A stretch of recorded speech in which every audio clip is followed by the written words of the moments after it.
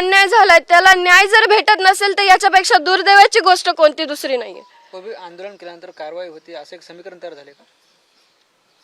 यापूर्वी तुम्ही आंदोलन केलेत म्हणजे मसाजोगकरांनी आतापर्यंत जे आंदोलन केलेत, आधी आंदोलन झालं म्हणजे अगदी सुरुवातीला 2 दिवसाचं आंदोलन झालं, त्यानंतर गुन्हे दाखल झाले, त्यानंतर तुम्ही अगदी ते पाण्याच्या टाकीवर चढून झालेलं आंदोलन असेल, त्याच्यानंतर वाल्मिक कराडवरती कारवाई झाली आणि आता हे तिसऱ्यांदा तुम्ही हे आंदोलन करताय. म्हणजे ते जसं विचारतायत की आंदोलनानंतरच कारवाई होते असं काही नाही, म्हणजे आम्हाला तर आता तसंच वाटतंय, कारण की ज्यावेळेस समजा आम्ही काहीतरी आंदोलन करू किंवा कोणी काहीतरी याच्यामध्ये उठवला थोडाफार वेगळं काहीतरी केलं तरच म्हणजे पोलीस प्रशासन यामध्ये लक्ष देते, नंतर त्याच्यावर ऍक्शन घेते किंवा जो सर्वसामान्य लोकांनी किंवा या गावकऱ्यांनी जर सीसीटीव्ही फुटेज आणून दिले तर नंतर ते त्याच्यावर तपास करतात. त्याच्या अगोदर त्यांचं काहीच नसतं, पण ते पण त्यांच्या पद्धतीने तपास करत असतील. म्हणजे त्यांच्यावर पण टीका करण्याची म्हणजे माझी तर आवश्यकता काही मला म्हणजे मी ती आहे त्यांच्यावर टीका करणारी असं तर मला वाटत नाहीये.